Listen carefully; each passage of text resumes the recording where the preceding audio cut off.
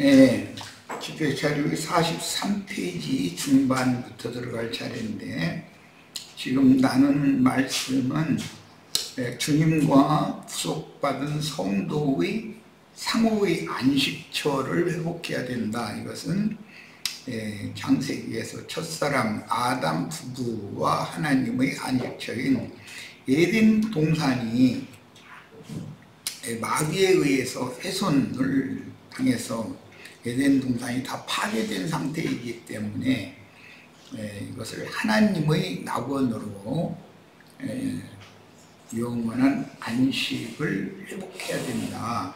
그런 말인데, 구속받은 사람의 영혼은 정결한 처녀의 태와 같이 회복된 상태인 것이다. 첫 아담의 영과 마음은 둘째 아담, 마지막 아담인 예수님의 영과 마음으로 회복되어야 되는 것이 실제적으로 무너진 성전을 다시 건축하는 일이고, 그것은 신약에서는 아시아에 있는 7 교회로 주님께서 세상에서 부르심을 받은 이들을 각처의 각성의 교회로 세우셨지만, 첫 번째 세워진 교회는 세습화되고 타락하게 마련인 것은 이 세상 신 마귀가 믿는 신자들의 그 영혼을 죽음의 세계로 거짓으로 미혹하는 자들, 즉 사단의 사자들을 보내서 자신들이 자칭 메시아인 것처럼 믿는 신자들을 다 속이고 미혹해가지고 사람을 우상으로, 인간 우상의 거짓말을 맹신하고 따르는 자들을 모두 지옥사자인 마귀에게 팔아는 게이기 때문에 세상 교계, 즉 아시아에 있는 7 교회라고 하는 것은 타락하게 마련이다. 그러나 그 세상 교계 중에서 진리와 생명의 영을 받은 거룩한 무리를, 소수를 빼내시는데 그들을 이기는 자들이라고 그러고, 그들을 하늘에 기록한 장자들의 교회, 하늘의 시온산과 하늘의 예루살렘에 이른 자들로 세운 종교를 지키는 처녀교회로 세워서 그 처녀교회의 후사, 낳은 아들, 부활의 아들, 영원한 생명이신 그리스도의 영으로 낳은 아들들을 철장 권세를 맡겨서 오는 새 세상 그 천년이 차기까지와 세세토록 새 창조 세계를 다스리는 구속받고 구원을 얻은 성도들의 나라를, 영원한 나라를 다스리는 왕같은 제사장들을 세우는 이런 이상이 주님과 성도의 안식처를 회복하는 이상이다. 지금 내가 서원적으로 이렇게 말씀을 나눈 이 말을 마음에 잘 담아두시고, 그러므로 교회 생활을 어떻게 회복할 것인가, 어떠한 교회를 세울 것인가에 대한 이상과 계시를 우리가 이 생에 살아있는 동안에 이것을 반드시 실현을 해야 된다. 하나님의 뜻은 하나님의 마음에만 감춰져 있는 그 비밀이기 때문에 하나님의 마음에 감춰져 있는 비밀을 사람들에게 계시를 통해서 보여주시고 들려주심으로 먼저 하나님의 마음을, 중심을 계시로 보고 들은 종선지자들을 파송해서 그들을 통해서 전도를 하게 하심으로 하나님의 영원한 경륜을 역사상으로 이루시는 것인데, 우리는 지금 율법과 선지자의 때를 지나서 이방인의 때를 종결하는 그런 마지막 시대에 살고 있다. 그러므로 우리가 마땅히 해야 될 일이라고 하는 것은 세속화된 세상 교계에서 빼내심을 받은 이기는 자로 주님과 함께 주님의 영원한 안식처이며 우리들의 영원한 안식처를 회복하는 일이 우리가 지금 이 생에 살아서 마지막으로 신앙생활을 하는 목적이 되어져야 되겠다. 이런 말씀을 나누는 중입니다. 자, 자료 책자의 43페이지 중반부로 들어갑니다. 이사야 66장 1절로 4절. 여호와께서 이와 같이 말씀하시되 하늘은 나의 보좌요 땅은 나의 발판이니, 여기 하늘은 예수님의 영을 말하는 거고 땅이라는 것은 예수님의 마음을 말하는 거예요. 처음 하늘과 처음 땅은 첫 아담의 영과 첫 아담의 마음을 말하는 거기 때문에 그것은 마귀가 점령했지만 새 하늘과 새 땅, 예수님의 영과 마음만이 영원한 우리의 거처이며 안식처를 세울 수 있는 그런 터전과 바탕이 되는 것이다 라는 기본 인식을 해야 되겠어요. 너희가 나를 위하여 무슨 집을 지으랴. 그러니까 천지, 태초에 하나님이 천지를 창조하셨는데 창조 세계 전체가 하나님의 거처이고 하나님의 거처소인데 사람이 어떻게 천지를 지켰냐, 이제 이 말이죠. 그럼 말도 안 되는 소리다, 이제 이 말이에요. 내가 안식할 처소가 어디랴 그랬는데, 천지간에 안식할 처소는 인간사의 비유로 봐도 이 지상세계에는 이제 절반은 남자고 절반은 여자인데 각자에게 하나님이 중매하여 부부로 삼게 하신 부부는 서로 안식처이기 때문에 사람 그 남자 여자는 한 남자와 한 여자일 뿐인 것이죠. 이런 것은 다 비유다. 그러므로 주님도 이 세상에는 천지간에 믿는다 하는 신자들이 수없이 많지만 주님께서 안식처로 삼으실 수 있는 그런 여자는 정결한 태를 가진 여자여야 되기 때문에 구속하신 성도들이고 그 중에서도 세속화된 세속교계에서 거룩하게 분별되어져서 그리스도의 것으로 빼내심을 입은 자라야만 된다. 그런 말인 거예요. 그러니까 주님의 안식처라는 건 세상에서 부름받아 나온 교회 중에서도 이기는 자로 또 빼내심을 받은 영혼들만이 하나님의 안식처를 삼을 수 있다. 그런 내용인 것이죠. 자, 나 여호와가 말하노라. 내 손이 이 모든 것을 지었으므로 그들이 생겼느니라 하는데, 이 모든 것들이 생겼다는 것은 천지와 그 안에 있는 만물이 다 하나님의 창조물이다, 이런 말이에요. 무릇 마음이 가난하고 심령에 통회하며 내 말을 듣고 떠오는 자, 그 사람은 내가 돌보려니와, 이제 돌아본다, 돌본다 라는 말은 어버이가 자녀를 이렇게 책임지고 돌보는 것 같은 그런 개념이죠. 소를 잡아 드리는 것은 살인함과 다름이 없이 하고, 소를 잡아 드린다라는 건 구약의 율법 제사에서는 왕이나 대사제가 국가적인 제례를 행할 때는 반드시 소로 드리게 되어 있죠. 그런데 솔로몬은 소를 1000마리를 제물로 드렸다. 이것은 다 비유인 거예요. 소라는 것은 온 세상에 하나님을 위하여 그 집 주인을 위하여 수고하는 종들을 상징하는 것이에요.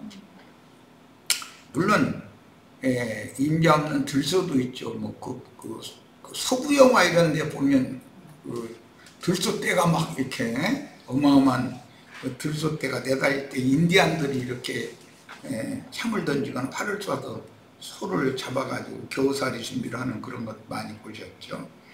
그런 소도 있어요.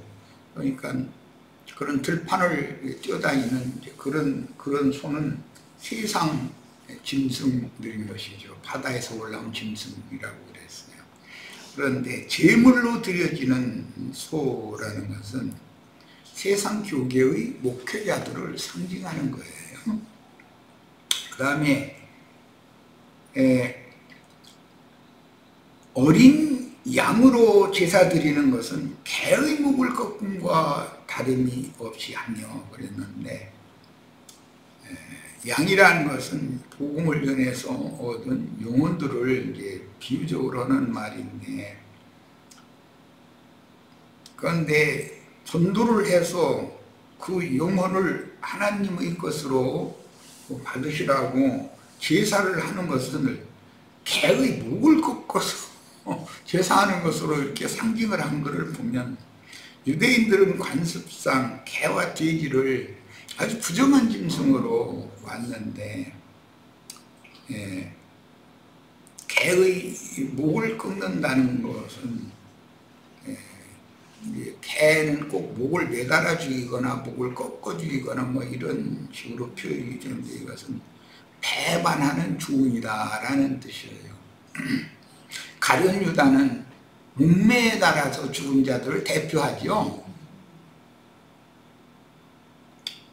바알의 신전에 가서 우상 숭배의 여사제들과 행음하고 우상의 제물을 먹은 자들을 다 태양을 향하여 목매달아 가지고 죽였었죠. 이런 것은 하나의 이제 표상이 되어져서 주님께서는 태양신 바알신을 숭배하는, 이 세상 신을 숭배하는 자들은 그런 일로 쓰임받는 나름으로는 충직한 종이라고 개라고 자부하고 있지만, 그들을 결국은 심판할 거다, 이제 그런 것을 암시하고 있는 거죠. 그 다음에 드리는 예물은 돼지의 피와 다름이 없이 하고 그랬는데, 개, 돼지는 가장 부정한 짐승으로 봤고, 개라는 것은 주인집을 위하여 충성스러운 조공을 상징하는 면도 있지만, 개는 이게 뭔가 어떤 지나가던 사람이 고깃덩이를 조금씩 주고 이렇게 하면 나중에 그 사람을 보면 나중에 꼬리치게 되죠. 처음에는 막 기저가면서 막 사납게 덤비다가도. 그러니까는 변질된 종들을 말할 때 이렇게 표현을 한다.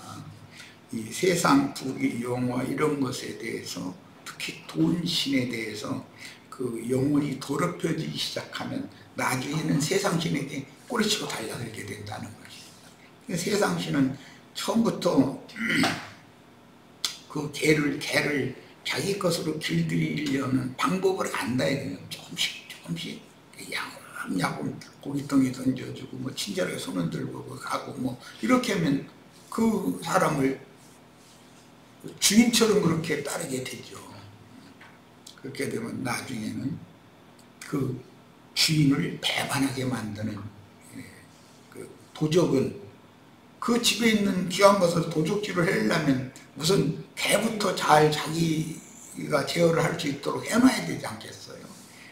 그러니까 그런 것을 변질된 종.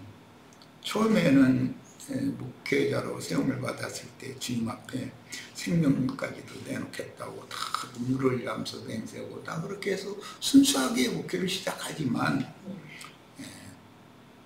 돈퉁이 나 있는 장로님, 권사님, 집사님들한테 이렇게 점점 목표 들어가기 시작하면 나중에는 처음 그 초심이라고 하는데 그 본심을 내팽개쳐 버리고 완전히 이제 세상의 더러운 영에게 완전히 점령당하게 되죠. 그렇게 되면 사람들이 완전히 돌변해 버리는 것이죠. 강대상에서 떠드는 말은 인간 교훈적인 세상적인 말 이런 걸로 변질되고 영과 진리의 말씀은 점점 없어지고 나중에 혼잡해지다가 진리의 말씀은 빠지고 세속적인 어떤 인간 교훈 쪽으로 점점 이게 그래서 무슨 뭐 정치 이야기, 뭐 세상에서 뭐 장사에서 돈 버는 이야기, 뭐 이런 쪽으로 이제 막 가면 사람들이 그 믿는 신자들이 당연히 거기에 이렇게 세뇌당해야 된다는 것이죠. 그런 방식으로 이스라엘을 멸망시키는 것이 발람이 발락에게 약속한 그런 꾀를 넣어준 방식이 그런 방식이다. 요즘엔 뭐 많은 그 목회자들이 그런 것을 지적을 많이 하더라고요. 그래서 이제 인을 친다.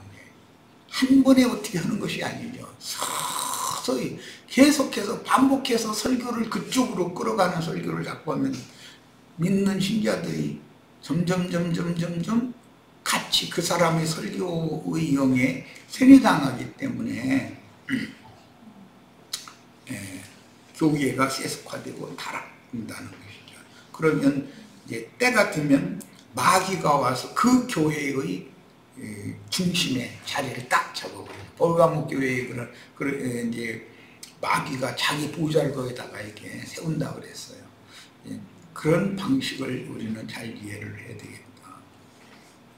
사람들이 무언가에 너무 연단과 시험이 계속되면 누구나 그 사람의 약점을 파고드는 마귀의 어떤 손짓에 끌려가게 돼 있는 것이 인간이다. 인간을 일부러 그렇게 약한 존재로 하나님이 창조를 해놓으신 것이죠. 그걸 통해서 구원도 얻고 이룰 수 있고 그걸 통해서 심판도 자꾸 큰 심판을 쌓을 수도 있고 그래서 이제 사람의 그 신앙 양심과 건전한 정신력이 살아있는 사람과 미혹의 영에 의해서 더럽혀진 사람은 최종적으로 믿는 신자들이라 할지라도 그리스도의 심판대에 다 불러세워서 그가 살아있을 때 몸으로 행한 것을 정확하게 판단해서 상 아니면 벌로 처벌을 한다는 거예요. 누구는 상을 받을 신앙인, 누구는 벌을 받을 신앙인이 될 수가 있다. 이런 것이 성경 이야기죠. 자, 드리는 예물은 돼지 피와 다름없이 하고 분향하는 것은 우상을 찬송함과 다름이 없이 행하는 분향이라는 것은 기도하는 것인데 그 기도 내용이 우상을 찬송하는 것과 다름이 없는 기도를 한다. 뭐 이것은 우리가 세속교계의 그 기도라는 것은 대부분이 육에 속하고 땅에 속한 어떤 인간의 야망, 욕망 이런 것들을 채워달라고 아우성을 치다가 그런 어떤 것들이 조금 주어지면 그걸 덥석 물어버리고 그러면은 거기에 이제 사람의 영혼이 점점 점령당하다가 최종적으로는 완전히 그 마귀의 것이 되어버리는 이야기는 이미 조금 전에 했어요. 예를 들어서 사람들이 생계 문제로 너무 시달리고 있을 때는 그 생계 문제를 해결한다고 하는 해결할 수 있는 뭔가의 어떤 조건을 가지고 접근을 하는 것이죠. 마음은. 그러니까 처음에 덥석 많이 뭐 예를 들어서 뭐 한 1억을 주거나 10억을 주거나 이렇게 덥석 줘버리지는 않죠. 헐떡거린다고 그러는데 헐떡거릴 만큼만 이렇게 주고 물러나고 조금 주고 물러나고 이렇게 해서 이제 세뇌를 시키는 것이죠. 그렇게 하면 자꾸 그걸 얻어먹고 받아먹고 이것을 몇 번 하고 나면은 영이 완전히 육안과 대비지고 무뎌짐으로 그때가 되면은 마귀가 그를 세상 귀신들을 동원해서 마귀의 결박으로 세속교계의 교리, 세속교계의 인간 교훈 이런 걸로 그를 완전히 딱 포승줄로 이렇게 묶어버리는 것이죠. 그럼 그는 마귀가 끌고 가는 대로 끌려갈 수밖에 없어서 마귀 사자를 이렇게 변질돼서 쓰임받을 수가 있다. 신앙이라는 것이 얼마나 두려운 일인가. 우리들의 인생 경영이라는 것이 얼마나 두려운 하루하루 산다는 것 자체가 우리는 이 세상신 마귀 앞에 노출되어 있는 상태이기 때문에 얼마나 주님의 은혜가 필요하고 처음에는 사람의 그 굳은 정신력으로 며칠을 견디지만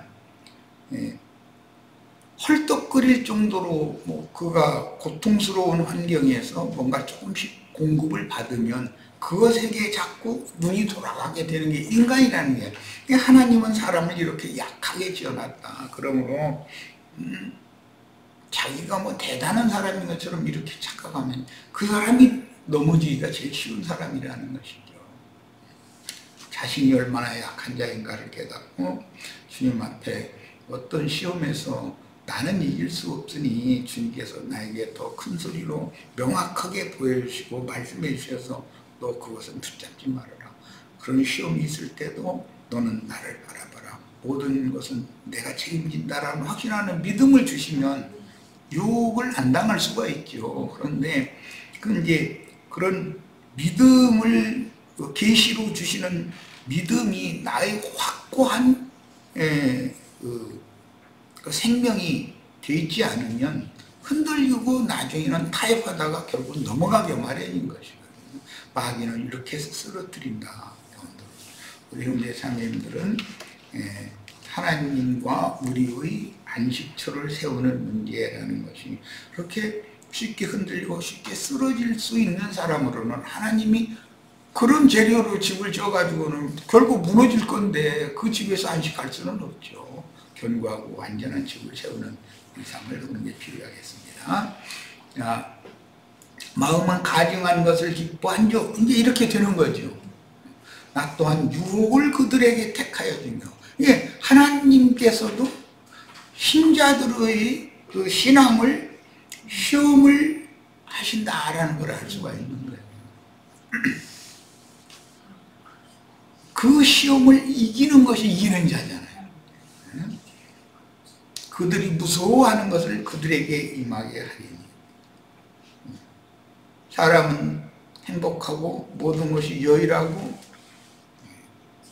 할 때 욥기에 보면 욥이 모든 것이 다 충족되어지고 이 행복이 깨질까 자꾸 두려워하는데 결국은 그게 무서워하는 거잖아요. 그 행복이 깨지잖아요. 결국은. 그럼 두려워한다라는 것은 믿음이 흔들리거나 부족하다라는 것을 보여주는 반증이잖아요. 그때 우리는 구할 게 뭔가 주님께서 나에게 계시를 통해서 보여주시고 당신의 음성을 크게 소리를 내셔서 나에게 들려주셔서 나로 하여금 헛것을 보지 않고 헛것을 붙잡는 어리석음에 내가 쓰러지지 않도록 나의 생각과 마음을 이렇게 견고하게 붙잡고 당신만 바라보고 믿음으로 생애를 남은 생애를 잘 경영할 수 있도록 주님께서 나를 지켜주세요. 이렇게 기도해가면서 하루하루를 사는 것이 얼마나 중요한가 이런 걸 보여줍니다.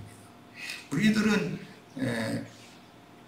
지금 우리가 나누는 이런 기도를 세상 사람들의 기도와 전혀 사실은 그 근원도 다르고 목적도 다르고 기도 내용 자체가 다른 것이잖아요. 그런데 이런 기도를 하나님이 기뻐 받으시는 어떤 기도는 받으시고 어떤 기도는 오히려 그 기도가 그 시험대가 되게 할 수 있다라는 것에 대해서 신앙이라는 것이 세속교계의 그런 초보의도를 보편적으로 믿음이라고 생각하고 있는 그런 사람들의 신앙과 하나님의 마음에 감춰져 있는 선하시며 기뻐한 뜻을 나의 신앙 인생을 통해서 실현하는 그런 신앙의 차이가 뭔가 이런 걸 우리가 다 깊이 깨달으셔야 되겠습니다. 믿음에 믿음을 더하라고 그랬는데 날마다 믿음을 더하고, 믿음을 더한다는 것은 계시가 점점 더 밝아지는 것이죠. 그러면 항상 그 응답이라고 하는 것은 하나님도 사람이 필요하니까 사람을 세상에 보내시는 것이고, 사람은 자기의 창조자이신 하나님의 도우심이 절대로 필요한 거예요. 이것은 뗄래야 뗄 수 없는 남편과 부부의 관계처럼 그런 관계인데, 이런 의식이 없이 그냥 하루하루를 살면서 예배당, 성당에 열심히 다니고 뭐 종교적으로 열심히 하고, 그런 게 신앙이 좋은 것이 아니죠. 지금 잘못된 신앙에 의해서 엉뚱한 방향으로 잘못 가고 있는 것이죠. 이런 걸 우리는 분별을 하는 분별력이 필요합니다. 자, 얘는 내가 불러도 대답하는 자가 없으며 내가 말하여도 그들이 듣지 않고 오직 나의 목전에서 악을 행하며 내가 기뻐하지 아니하는 것을 택하였습니다. 하시니라.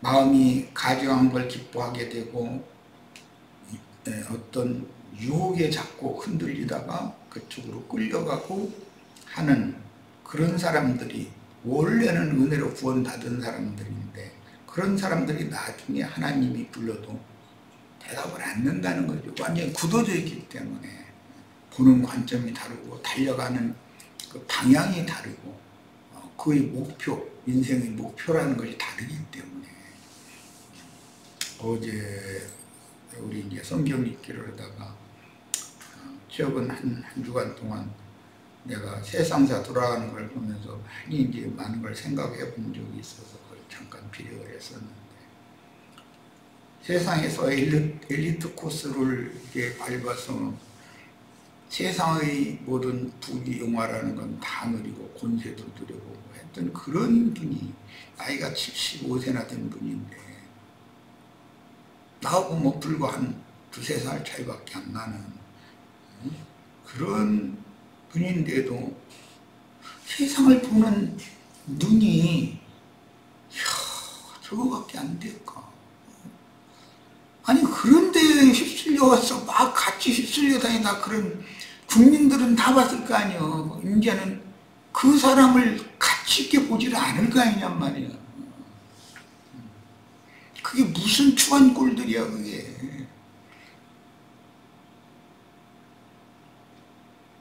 그게 사람이 그 좋은 머리를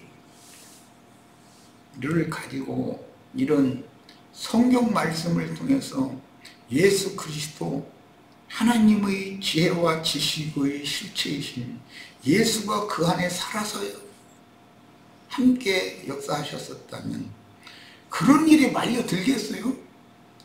얼마나 어리석은, 인생의 결말을 저렇게 맺는다는 건 저건 너무,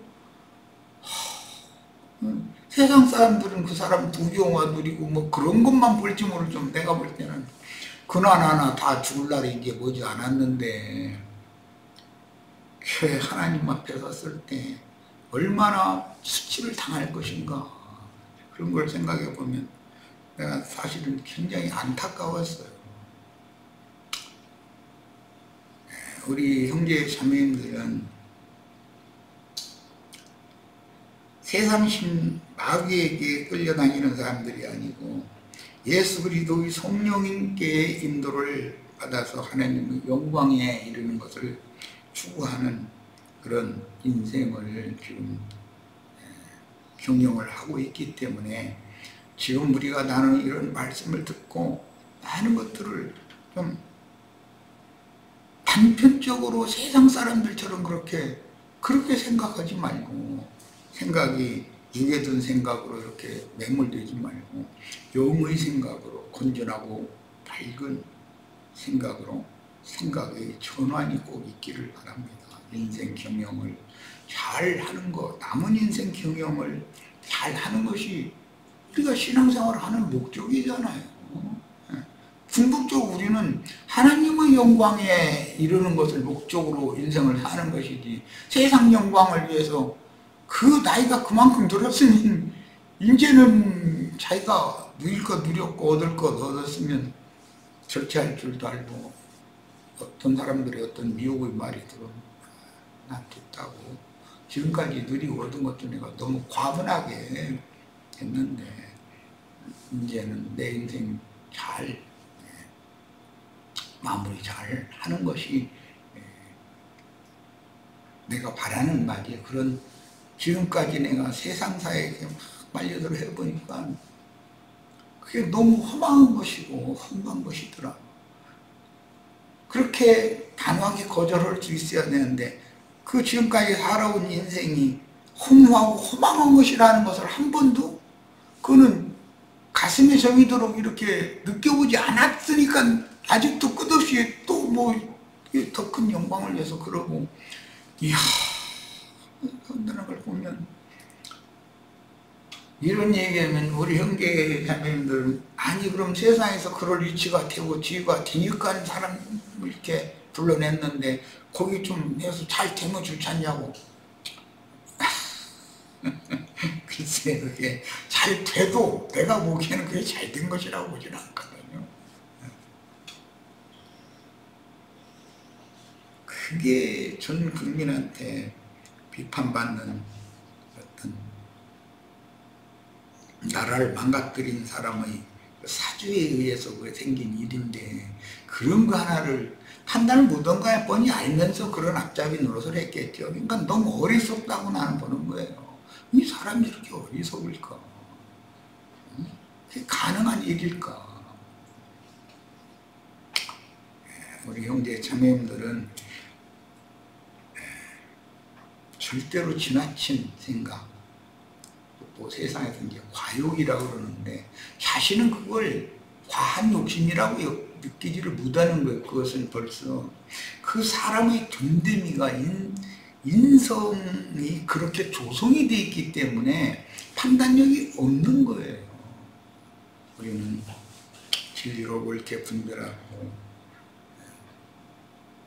확실한 영감에 따라서 하나님의 계시를 명확하게 판단하고 하나님께 자신의 영혼, 몸, 자신의 생애 자체를 믿음으로 의탁하고 하루 한 시간 잠시라도 믿음으로 사는 신실한 성도들이 되는 것이 곧 하나님의 안식처, 또 나의 안식처를 세우는 지혜로운 건축자인 것이다. 이런 것을 꼭 깨달으시길 바랍니다. 자, 첫 시간 여기까지 하고 잠시 쉬었다가 두 번째 시간 이어가겠습니다.